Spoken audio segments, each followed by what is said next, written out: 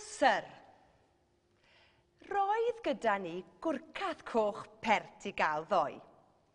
Heddiw, ei le nid edwyn ddim ohono ef mwyach. Roedd gyda ni fel teulu bobos gydennin i swper nithwr, ac fe roesom yr esgyrn fel arfer yn y bin.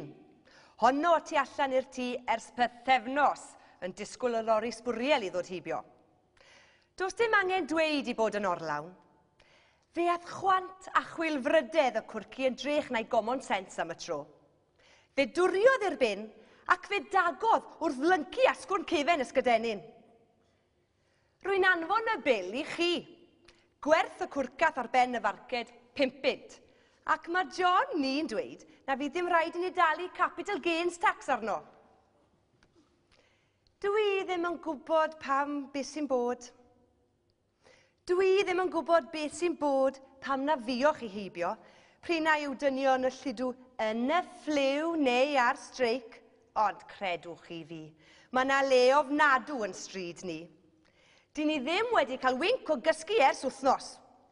Cyn gynted a bod gole'r stryd yn mynd allan, mae cwn y fro yn crynhoi i gymynfa'r bins. Agorir y cyfarfod gan glep y ceiadon ar y tarmac.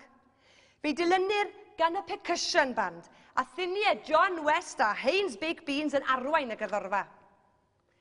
Erbyn i ni gyfarwyddo hyn a dechrau mwynhau'r melodi, fe ddaw brwydir y cwn, oer nadau a chyfarthiadau a bowiadau nes bod pob seren yn mynd o dan gwmwl. Gorfod i John ni godi echnos i wahanu ar session number 5 a poodle number 3 a oedd yn ymladd am stais Mrs Jones number 4. Gan gredu mae asgwrn blasus oedd. Gan iddo fod yn y bin o dan y tin corn beef. Mae nerfen ni gyd bron a mynd yn rhacs, a mae'r drygys yn gwneud i ffortiwn ar y pils rydyn ni'n gorfod i prynu. A pheth arall i chi. Mae hen ysbryd cas wedi dod i'r stryd. Dyw Mrs Evans number 6 a Mrs Davis number 7 ddim wedi cael clonc dros glawdd yr ardd ers wythnos. Pob un yn gwadu, mae dim hi oedd perchen y botel whisky wag oedd wedi cwmpo allan o'r bin un dyrnod. Ac mae Mrs Williams number 8 yn danod i Mrs Hughes number 9. Mae taflu hen set o ddannedd gosod i'r bin nath hi, a dim i colli nhw pan gwmpodd i'r môr yn Porthcawl. Fel y gwedodd hi mwyn cael set newydd am ddim. Mae pob sgerbwd wedi dod mas o'r cypyrddau'r stryd, a dos gyda ni ddim cyddfan na chyfrinach mwyach. Mae yna ddamwain wedi digwydd hefyd. Roedd John number 10 wedi bod allan yn caru, ac am i fod e'n hwyr yn dod adre, roedd e'n dod yn rhad i sanau, yn lle bod hen wraig i fam yn ei glywed e. Fe roddodd gam gwag ac fe ath i sowdwl e'n sownd mewn pot jam oedd wedi cwmpo allan o bin number 9.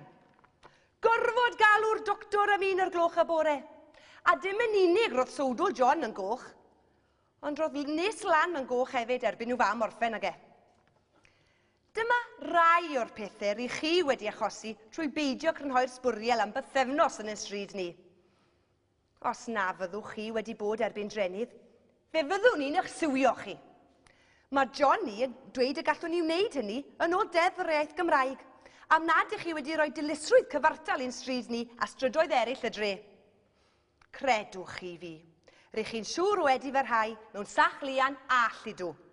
Ydwyf heb ragor o wast, Mary James.